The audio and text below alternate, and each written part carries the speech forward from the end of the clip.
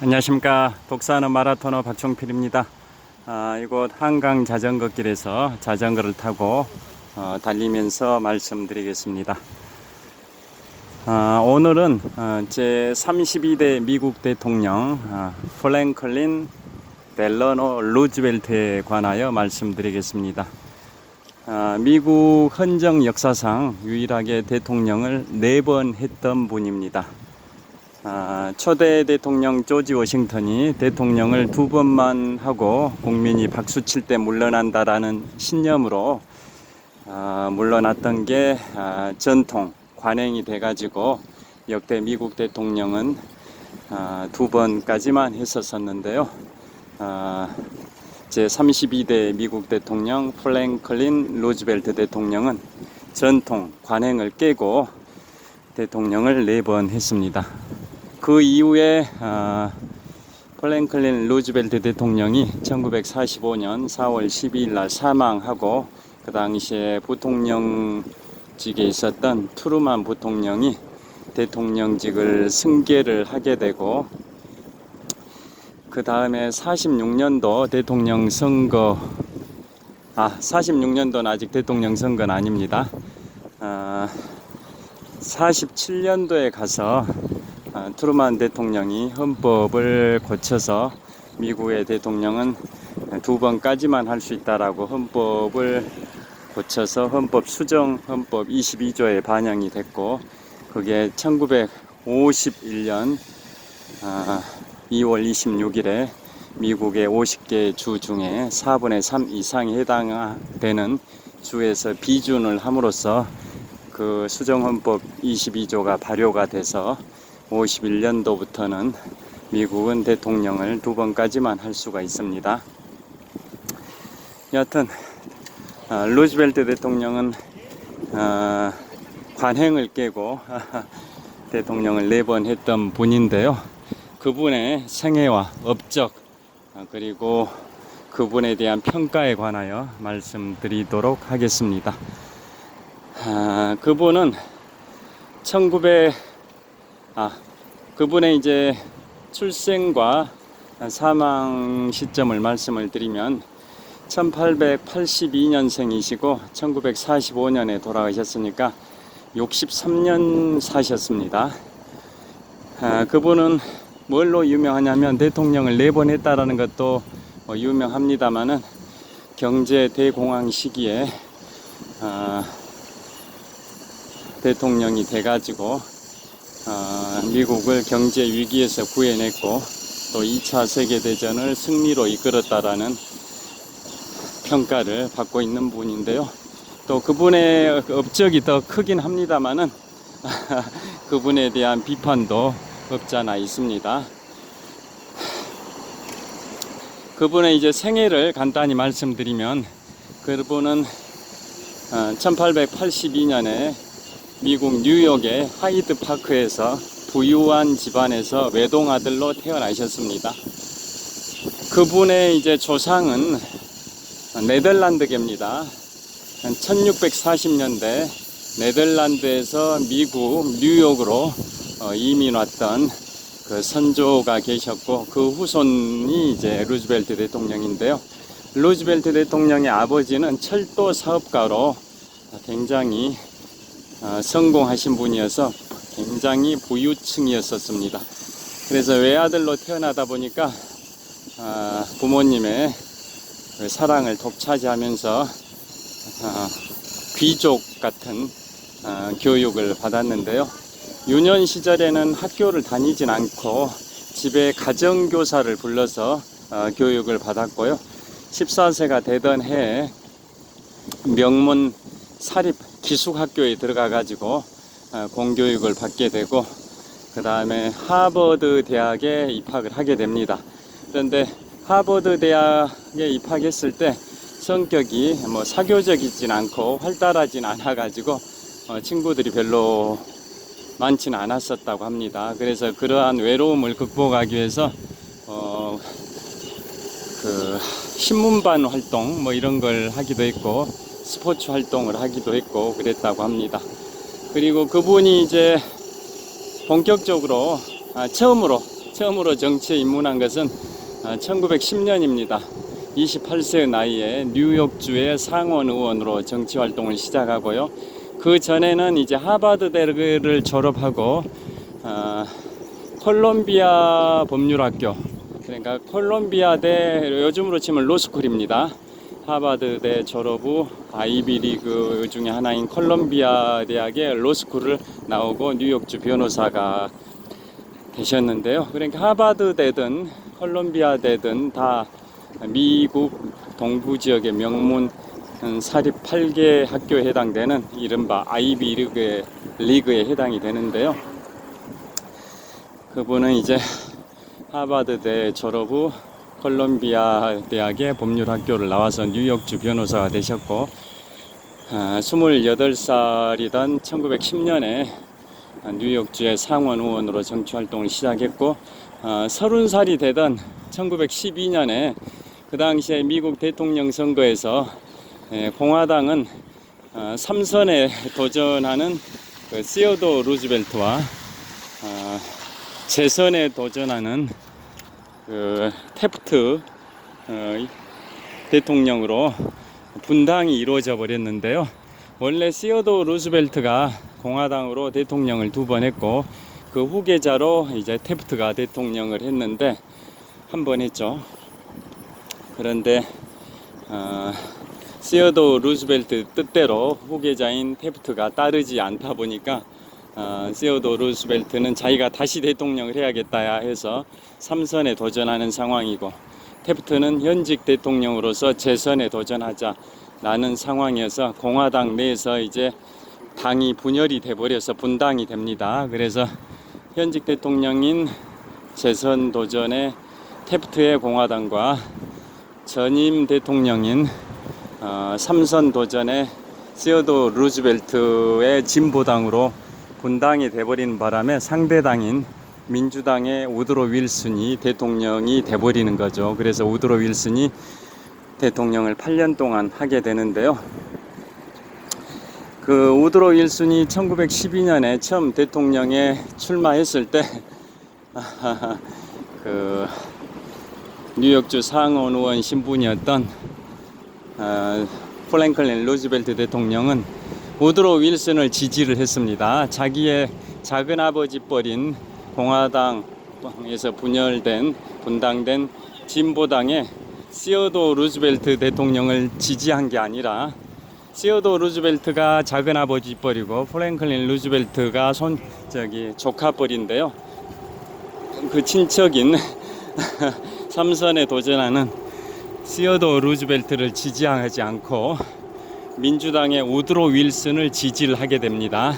그러니까 정당이 서로 다른 거죠. 친척인데도 전임 대통령인 시어도 루즈벨트는 공화당에서 분당된 진보당이고, 그에 반해서 프랭클린 루즈벨트는 민주당이었던 겁니다.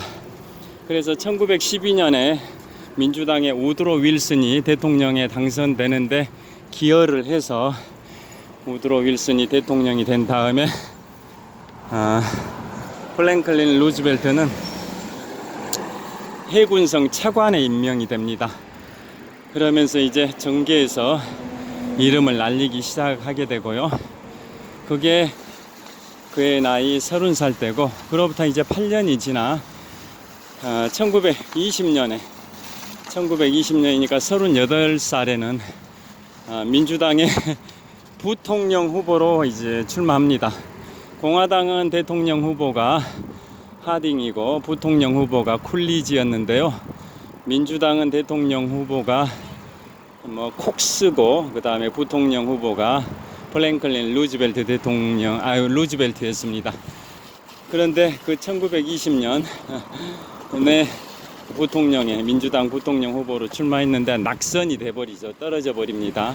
그게 1920년 38살 때입니다. 그런데 그 낙선의 충격보다 더 큰 충격, 빅 이벤트가 발생이 됩니다. 그게 뭐냐? 1921년에 그의 나이, 프랭클린 루즈벨트의 나이 39살에 여름 별장 캄포벨로라고 있습니다. 여름 별장 캄포벨로에 가서 여름에 이제 차가운 물에 뭐 몸을 담그 가지고 하반신 불수가 돼버립니다. 하반신 불수. 치명적 장애를 입게 됩니다. 39살의 나이 1921년에. 그래서 처음에는 정말 시리에 빠지고 자포자기하는 심정이었는데요. 강철 같은 의지로 재활 훈련을 해가지고 7년 만에 다시 정계에 복귀합니다. 그래서 1938년 그의 나이 46세 때 뉴욕주의 주지사가 됩니다. 뉴욕주의 미국의 50개 주 중에 가장 이름 있는 뉴욕주의 주지사가 돼서 주지사 임기가 2년인데요. 임기 2년을 2번, 그래서 총 4년을 하게 됩니다. 1938년부터 1928년부터 1932년까지 1928년부터 1932년까지 뉴욕주 지사 임기 2년을 2번을 하게 됩니다. 그런데 뉴욕주 주지사를 총 4년 하는 동안 굉장히 업무 능력이 탁월해서 칭송이 자자했고 역대 최고의 뉴욕주 주지사다라는 평가를 받아서 명성이 굉장히 많이 올라가게 됩니다. 그래서 그분은 드디어 1932년에 민주당의 대통령 후보까지 됩니다. 그래서 뉴딜 정책을 핵심 공약으로 내걸고 민주당의 대통령 후보가 돼가지고 대통령에 당선이 됩니다. 그래서 그때가 대통령 초선이었고, 그 다음에 이제 4년 간격으로 36년에는 재선, 40년에는 3선, 44년에는 4선까지 되고, 4선 임기가 시작된 지 한 달 만인 1945년 4월 12일 날 뇌일혈, 일종의 뇌출혈로 사망을 하시게 되는데요. 그래서 대통령직을 1933년부터 45년까지 약 12년 정도 대통령직을 했습니다. 4선 임기 시작되고 한 달 만에 돌아가셨는데 대통령직 수행 기간은 약 12년 정도 됩니다. 여하튼 그러한 인생 역정 정치 이력을 갖고 계신 분인데요. 그분의 이제 핵심적인 것은 뉴딜 정책이죠. 뉴딜 정책 잘 아실 겁니다. 미국의 대공황이 세계 대공황이죠. 세계 대공황이 1929년에 발생이 됐는데요.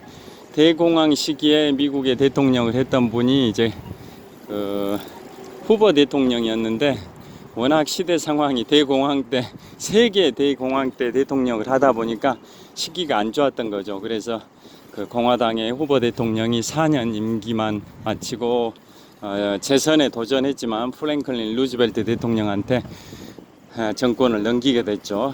후보 대통령은 공화당, 프랭클린 루즈벨트 대통령은 민주당인데요. 그 프랭클린 루즈벨트 대통령은 대통령을 4번 하는, 그 4번 당선되는 그 때마다 압도적인 표 차이로 상대방 후보를 누르고 당선이 됩니다. 초선이든 재선이든 3선이든 4선이든 프랭클린은 상대당인 공화당 후보를 압도적인 표 차이로 누르고 대통령의 4선까지 하게 되는 그러한 미국 헌정 역사에서 전무후무하게 대통령을 4번까지 하신 분인데요. 그래서 그분의 이제 정책의 핵심은 그 뉴딜 정책이라 해가지고 일종의 수정 자본주의인 거죠. 수정 자본주의, 계획 경제, 그 다음에 정부 개입, 그 다음에 성장 위주보다는 분배 위주, 이러한 기조로 자본주의의 사회주의적 요소를 가미한 수정 자본주의의 기치를 내걸고 경제 대공황을 극복하려고 무진장 노력을 하셨고, 결국은 이제 경기가 회복되기 시작을 했었습니다. 그런데 이제 그거에 대해서는 전체적인 평가는 그분이 뉴딜 정책을 펼쳤기 때문에 경기가 회복됐다기보다는 그 점도 일부 있긴 하지만 전체적으로는 2차 세계대전 1939년부터 1945년까지 일어났던 6년간의 2차 세계대전 때 전쟁 특수에 따라서 엄청난 제품을 판매하는 그런 것 때문에 경기가 회복된 요인이 더 크다라는 게 지배적인 의견입니다. 그래서 루즈벨트 대통령은 그 위기 상황에서 국가를 구해냈다, 구국의 대통령으로 평가받는데요. 그 위기가 두 가지인데, 첫째가 그 경제 위기고, 경제 대공황, 세계 대공황이라는 경제 위기와 그 다음에 2차 세계대전이라는 전쟁, 그러한 상황에서 국가를 일으켰다, 구해냈다, 뭐 그러한 평가를 받는 훌륭한 대통령으로 역사의 길이 남아 있고요. 그리고 미국의 역대 대통령 인기 순위에서도 1순위가 제16대 대통령 에이브러햄 링컨이고, 2위가 초대 대통령 조지 워싱턴이고, 3위가 26대 대통령 시어도어 루즈벨트고, 4위가 바로 32대 대통령 플랭클린 루즈벨트 대통령입니다. 제가 그동안 유튜브를 인기 1, 2, 3순위에 해당됐던 그 링컨, 조지 워싱턴, 시어도어 루즈벨트 대통령에 관한 유튜브는 제가 최근 순차적으로 계속 유튜브에 업로드를 했고요. 오늘은 인기 4순위에 해당되는 플랭클린 루즈벨트 대통령에 관하여 말씀드리고 있습니다. 플랭클린 루즈벨트 대통령은 그러게 이제 그 경력을, 정치 이력을 갖고 계신 분인데요. 그분의 그런 업적들을 보면 아까 말씀드린 것처럼 세계 경제 위기, 세계 경제 대공황에서 나라를 구했다. 2차 세계대전 6년 정도 진행되는 동안에 세계대전에서 승리를 해서 자유 진영을 수호했다, 뭐 이러한 긍정적인 평가를 받는 측면도 있는데요. 또 부정적 평가를 받는 측면도 있다고 합니다.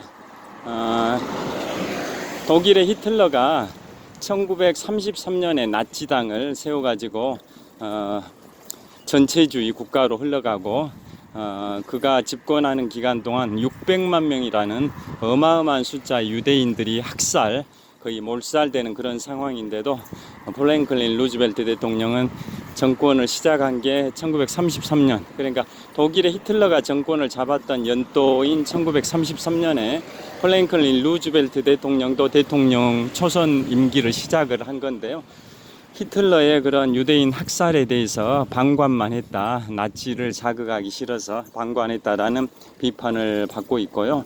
그 다음에 2차 세계대전의 전범 국가였던 독일, 이탈리아, 일본, 여기 출신들이 미국에서 살고 있었는데, 이탈리아계나 독일계는 강제 격리하지 않았지만 일본계는 강제 격리했기 때문에 일종의 동양인에 대한 인종차별을 한 거 아니냐, 뭐 이런 비판도 일부 있다고 합니다. 그 다음에 소련이 굉장히 성장하고 있는 상황이었는데, 소련의 스탈린, 그런데 미국은 그거에 대해서 대수롭지 않게 생각을 해가지고 소련이 커가는 것을 에 대해서 별로 신경을 안 썼다. 그래서 소련이 급격하게 성장을 해서 미소 양강의 냉전 체제 상황까지 만드는 장본인이 또 플랭클린 루즈벨트 대통령 아니냐, 뭐 이런 비판도 있다고 합니다. 그런데 전체적으로는 또 이런 비판도 있죠. 그 뉴딜 정책에 대해서 그 플랭클린 루즈벨트가 일종의 공산주의, 사회주의를 도입한 거 아니냐, 이런 비판도 있다고는 하는데, 그거에 대해서는 다수의 그 평가는 이렇게 반박을 합니다. 플랭클린 루즈벨트 대통령의 경제 정책은 자본주의에다가 일부 사회주의적 요소를 가미하긴 했지만, 즉 수정 자본주의를 한 거지 공산주의나 사회주의를 도입한 것은 아니다. 기본 틀은 자본주의였고 거기에 사회주의적 요소를 약간 가미한 수정 자본주의였던 거다. 그 당시에 세계의 흐름이 소련은 공산주의, 독일은 전체주의, 일본은 군국주의, 이런 극단적 정치 체제로 흘러가고 있었는데 미국은 자본주의의 폐해를 보완하는 수정 자본주의를 함으로 해가지고 독일이나 소련 또 일본의 그러한 극단적 정치 체제로 흘러가지 않고 자본주의를 수호한 역할을 한 거다라고 생각하는 견해가 더 우세합니다. 여하튼 루즈벨트 대통령께서는 정말 미국에서 유일하게 미국 헌정사상 유일하게 대통령을 4번 했던 분으로서 경제 위기 또 그 다음에 제2차 세계대전을 승리로 이끌었던 그러한 그 업적을 갖고 계신 분이고요. 그분과 관련해서 또 이런 게 있습니다. 어떤 게 있냐면 인류 최초의 원자폭탄 개발과 관련된 이슈가 있습니다. 그게 뭐냐면 1938년 8월 2일 날, 즉 2차 세계대전이 일어나기 한 달 전입니다. 2차 세계대전은 1939년 9월 1일 독일이 폴란드를 침공하면서 발발이 됐는데요. 그보다 한 달 앞선 1939년 8월 2일 날 아인슈타인, 상대성 이론의 아인슈타인이 그 당시에 프랭클린 루즈벨트 대통령에게 편지를 보냅니다. 편지를 보내는데 뭐라고 보내냐면 현재 독일의 히틀러가 원자폭탄을 개발하고 있을 가능성이 있다. 만약에 히틀러가 원자폭탄을 개발을 해버리면 인류는 멸망할 수 있다. 히틀러는 개발에 성공하면 그것을 원자폭탄을 사용할 수도 있기 때문에 인류가 멸망하는 아마겟돈, 지구 최후의 날, 종말의 날을 아마겟돈이라고 하지 않습니까? 아마겟돈의 상황이 발생할 수도 있다. 그래서 우리 미국이 먼저 원자폭탄을 개발해야 된다라고 아인슈타인이 프랭클린 루즈벨트 대통령한테 편지를 보내게 됩니다.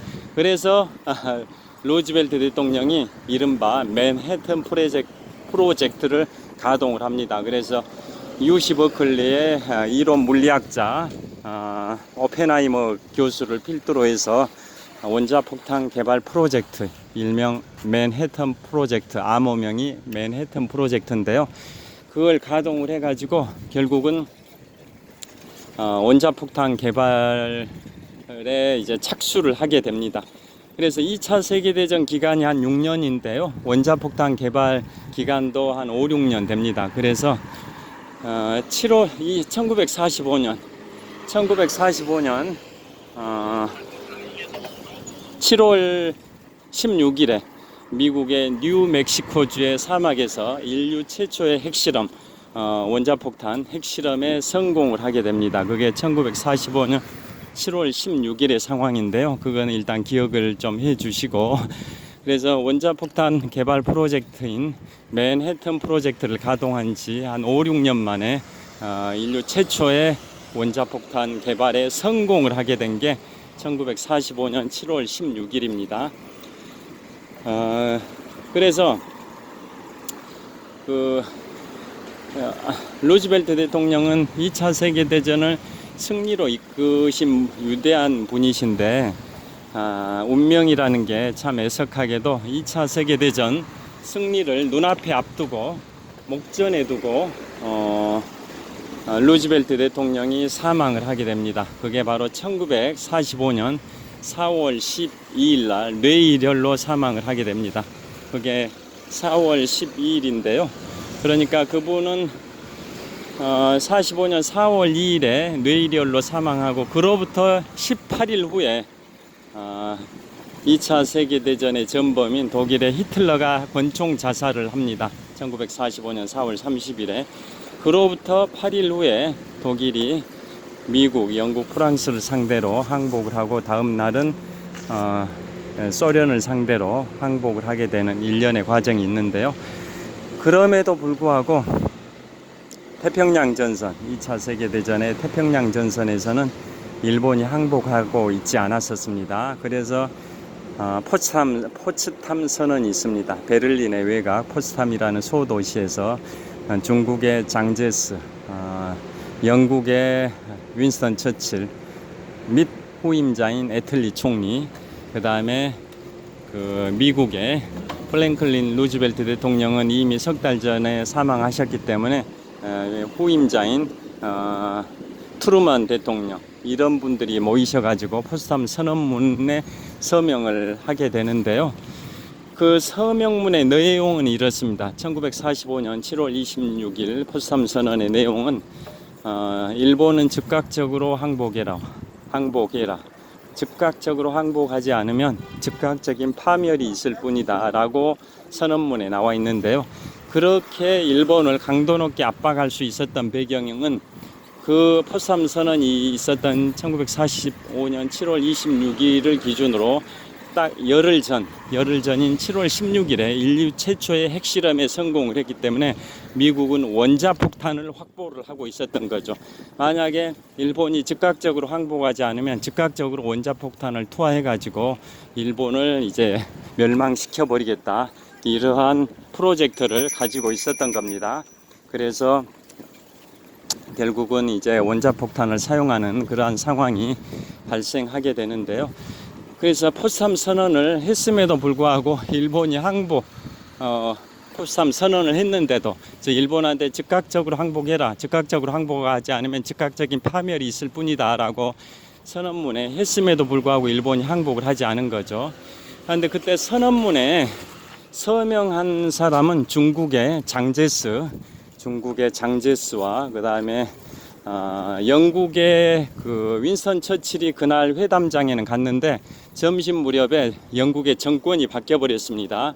그래서 영국은 입헌 내각제다 보니까 다수당의 그 총리를 맡게 되는 입헌 군주제 국가지 않습니까? 그런데 보수당의 윈스턴 처칠이 총선에서 패배를 해가지고 노동당의 애틀리 총리한테 정권이 넘어가 버렸습니다. 그래서 포스담 선언 당일날 오전에는 윈스턴 처칠이 갔는데 점심 무렵에 해외 파병 군인들의 부재자 투표 이런 결과가 점심 무렵에 최종 집계돼 가지고 정권이 보수당에서 노동당으로 넘어가 버리는 바람에 이제 노동당의 애틀리 총리가 새로운 총리가 되는 그러한 상황이 돼버렸습니다. 그래서 정권이 바뀌어서 포스담 선언문에 서명한 분은 영국의 애틀리 총리입니다.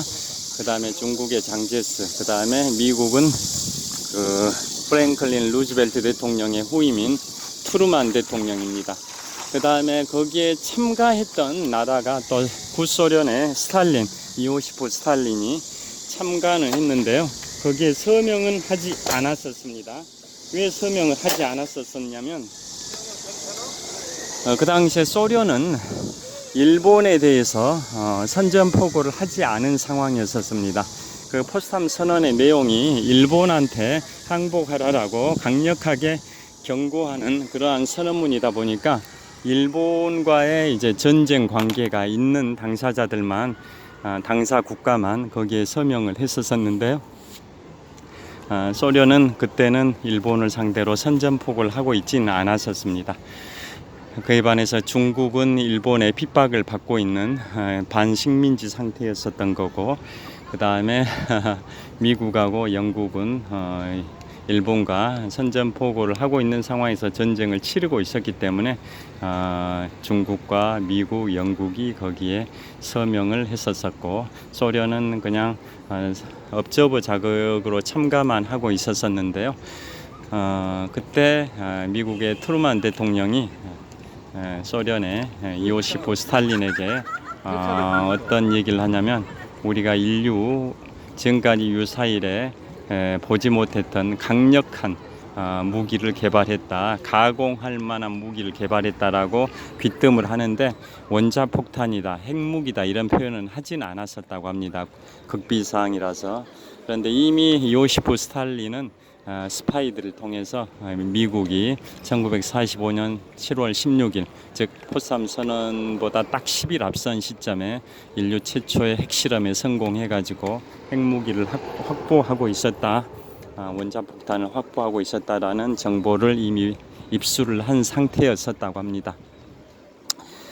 그러게 7월 26일에 포스담 선언을 했음에도 불구하고 일본이 항복하지 않으니까 드디어 그로부터 11일 후인 1945년 8월 6일에 미국은 트루만 대통령의 지시에 따라서 인류 최초의 우라늄 핵폭탄인 리틀보이를 일본의 히로시마에 투하를 하고, 그래도 항복하지 않으니까 3일 후인 8월 9일에 인류 최초의 플루토늄 핵폭탄인 펜맨을 일본의 나가사키에 투하를 하고, 그로부터 6일 후인 8월 15일에 일본은 항복을 하게 돼서 대한민국도 해방을 하게 되는데요. 그 과정에서 8월 8일 날 구소련은 일본에 항복을 하게 됩니다. 그러니까 히로시마에 투하된 게, 원폭이 투하된 게 8월 6일이고 나가사키에 투하가 된 게 8월 9일인데요. 딱 중간이죠.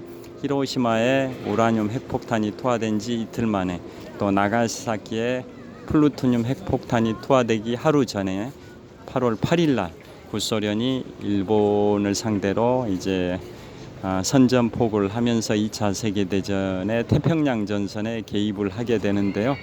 그런데 그거에 대해서는 그 결과 일본이 이제 항복하니까 북한 지역, 한반도의 북한 지역에는 소련이 진주하고 남한 지역에는 미국이 진주해서 남북 분단이라는 그 정말 씻을 수 없는 그러한 상황이 발생이 돼 버리는데요.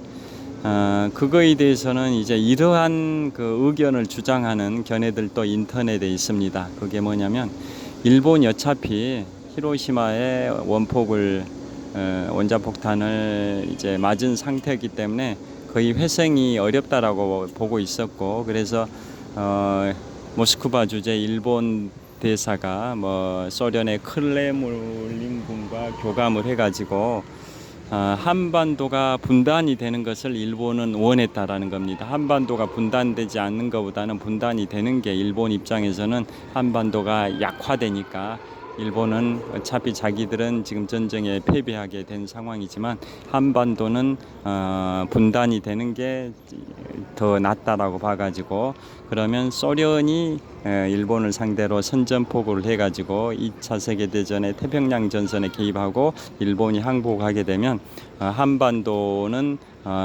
미국과 소련이 전리품으로 반반씩 나누게 되는 거 아니겠냐라는 걸 의도하고 모스크바 주재 일본 대사가 크레물린궁과 교감을 해서 빨리 태평양 전쟁에 소련이 일본을 상대로 선전포고를 해라라고 일본 측이 처음부터 요구해서 소련이 더 적극적으로, 물론 처음 소련이 먼저 그 계획을 갖고 있었을 수도 있는데 일본이 적극적으로 그렇게 하니까 더더욱 빨리 일본을 상대로 구소련이 2차 세계대전 태평양 전선에 선전포고를 했다라는 인터넷 그런 의견들도 일부 있습니다. 정설은 아닌데요. 여하튼 그래서 소련은 히로시마의 원폭이 투하된 지 이틀 후 나가사키의 원폭이 투하되기 하루 전인 1945년 8월 8일에 일본을 상대로 선전포고를 해서 2차 세계대전의 태평양 전선에 참전을 하게 되고, 거의 전쟁이 끝나기 막바지죠. 일본이 항복하기 며칠 전입니까? 일주일 전이죠. 일주일 전 8월 15일에 일본이 항복했으니까 딱 일주일 전에 소련은 일본을 상대로 선전포고를 해서 전리품을 챙겼습니다. 북한 지역을. 그래서 남북 분단이 지금 상황까지 오게 된 그러한 계기가 돼버렸는데요. 너무나도 안타깝고 정말 비통한 현실입니다. 여하튼 그러한 일련의 과정이 있었었고요. 그래서 루즈벨트 대통령은 그 일본이 항복하기 딱 석 달 전인 4월 12일에 돌아가셨고, 또 독일이 항복하기 딱 대략 한 달쯤 전에 돌아가신 셈인데요. 2차 세계대전을 승리로 이끄셨던 엄청난 업적이 있으신데도 2차 세계대전의 승리의 그 기쁨을 만끽하지 못하시고 1945년 4월 12일에 63세의 일기로 별세를 하셨었습니다. 그래서 전체적으로는 이제 루즈벨트 대통령에 대해서는 아까 말씀드린 것처럼 1929년 세계 경제 대공황의 그 위기 상황을 뉴딜 정책을 통해서 경제를 살려냈다라는 긍정적 평가와 2차 세계대전을 승리로 이끌었다라는 또 긍정적 평가가 가장 큰 긍정적 평가인데요. 아까 말씀드린 것처럼 뉴딜 정책 때문에 경제가 살아난 측면도 일부 있긴 하지만 그보다 더 큰 이유는 2차 세계대전 전쟁 특수 엄청난 전쟁이 인류 2차 세계대전에서 한 6천만 명 가까이 사망을 했는데요. 그 엄청난 전쟁 대전 때문에 많은 물자를 생산해내다 보니까 경제가 살아난 측면이 더 강하다라는 게 그 정치 평론가들의 지배적 견해입니다. 그리고 이제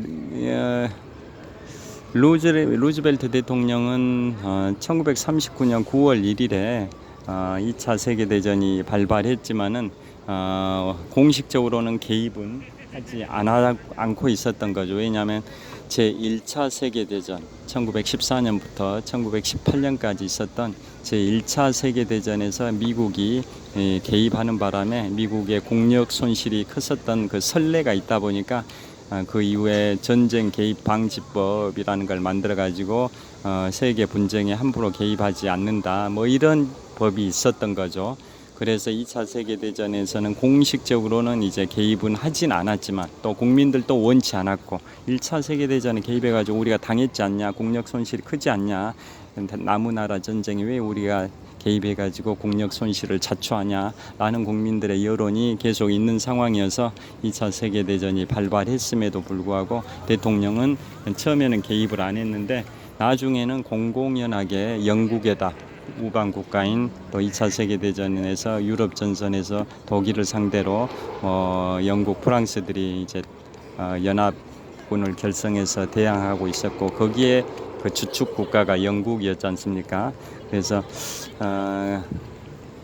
루즈벨트 대통령은 처음에는 개입을 안 했지만 나중에는 공공연하게 영국에다가 군사 물자를 지원하고 또 저리 낮은 금리로 돈도 빌려주고 뭐 이런 것을 했었었고 그 다음에 2차 세계대전 발발한 지 2년 후인 1941년 12월 7일에 일본이 미국 하와이 진주만을 기습 폭격을 해가지고 드디어 미국이 2차 세계대전의 태평양 전선에 개입을 하는 그러한 과정을 거치게 되는데요.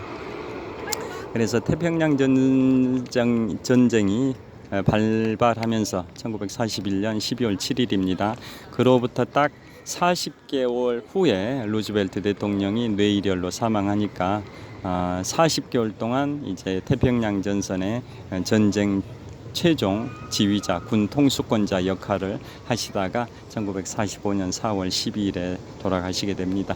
여하튼 루즈벨트 대통령께서는 세계 경제 대공황의 상황에서 국가를 구해냈고 2차 세계대전을 승리로 이끌었다라는 그러한 아주 위대한 업적을 갖고 계시는데 아까 말씀드린 것처럼 그에 반해서 유대인 학살을 방관했다, 또 인종차별 뭐 이런 게 있었다, 또 소련이 커가는 것을 그냥 대수롭지 않게 생각해 가지고 소련이 급부상해 가지고 미소나 양강의 냉전 상황을 초래했다 뭐 이런 비판도 있긴 합니다. 그리고 또 이제 어떤 이야기가 있냐면 루즈벨트 대통령은 부인 이름이 엘리너 루즈벨트입니다. 공식 풀 네임으로는 엘리너 루즈벨트 대통령의 영부인 이름입니다. 루즈벨트 대통령보다 2살 연하이신데요. 그분의 여비서가 루시 마사입니다. 영부인의 여비서가 루시 마사인데 그 루시 마사가 루즈벨트 대통령과 부적절한 관계, 일종의 불륜 관계가 돼버립니다. 그래서 그 영부인은 루즈벨트 대통령까지 이혼까지 생각을 하는데 차마 대통령직 수행에 장애가 될까봐 이혼은 못하고 그냥 백악관을 떠나가지고 별거 생활을 했었습니다. 그러니까 백악관에 퍼스트 레이디가 없는 그런 상황이 돼버린 거죠. 그래서 루즈벨트 대통령과 엘리너 그 여사 영부인 사이에서 태어났던 애너라는 딸이 있습니다. 딸이 엄마가 백악관을 비워버리고 별거 밖에 나가서 별거하고 있는 상황이었기 때문에 딸인 애너가 대통령 딸을 영애라고 하죠. 영애. 그 영애인 애너가 퍼스트 레이디 역할까지 했었습니다. 그리고 그 불륜이 났던 그 엘리너 영부인의 비서인 루시 마사, 그 루시 마사는 단순하게 불장난이 아니고 정말 루즈벨트 대통령을 사랑했었던 것 같습니다. 루즈벨트 대통령이 1945년 4월 12일 뇌일혈로 사망할 때 그 끝까지 임종을 지키면서 반려자의 역할을 다 했었다고 합니다. 그래서 루즈벨트 대통령은 국가적으로는 엄청나게 사선 대통령까지 하시면서 미국에서 전무후무하게 사선 대통령을 하셨던 거죠. 하시면서 그러게 나라를 이제 세계 최강국의 그 반열에 오르는 기반을 쌓으신 분이긴 한데요. 개인적으로는 그런 불륜 때문에 원래 부인 엘리너 영부인과는 그러게 별거를 하고 사실상 이혼 상태로 가다가 결국은 이제 별세를 하시게 된 그런 아픔도 있습니다. 그 다음에 또 하나 재밌는 얘기를 해드리면 루즈벨트 대통령과 영부인 엘리너 여사가 세계 최대 규모의 세계 1위 폭포가 어디입니까? 폭포. 그게 바로 아르헨티나와 브라질 사이에 있는 이과수 폭포인데요. 이과수 폭포에 가가지고 했던 그 말이 굉장히 그 인상적인 게 있습니다. 세계 3대 폭포 하면 그 남미에 있는 이과수 폭포, 그게 가장 1위죠. 2위는 아프리카에 있는 빅토리아 폭포, 3위가 미국과 캐나다 사이에 있는 나이아가라 폭포인데요. 그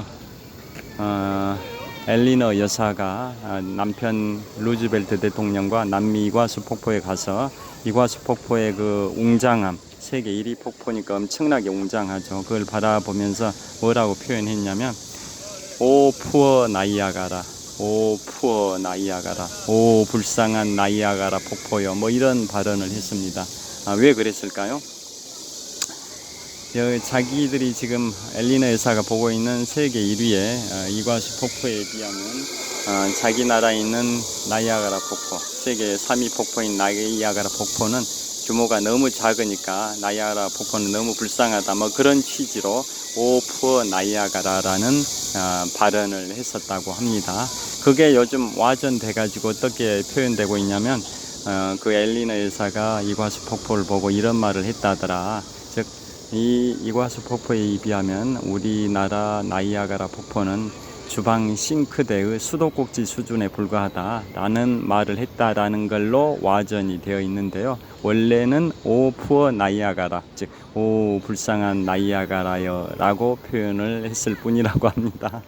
여하튼 지금 잠실 석촌호수 서호 수변무대인데요. 달리기 하는 러닝크루 멤버들이 이제 몸풀기 훈련을 하고 있고요.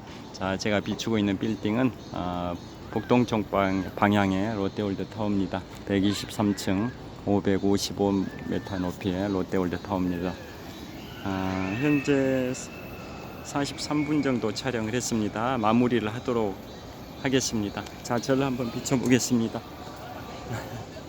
자, 여기 롯데월드 타워에서 롯데월드 타워를 배경으로 오늘은 미국의 제32대 대통령 프랭클린 루즈벨트 대통령에 관하여 촬영을 했습니다. 자, 오늘도 행복한 밤, 평안한 밤 되시길 빌겠습니다. 혹석이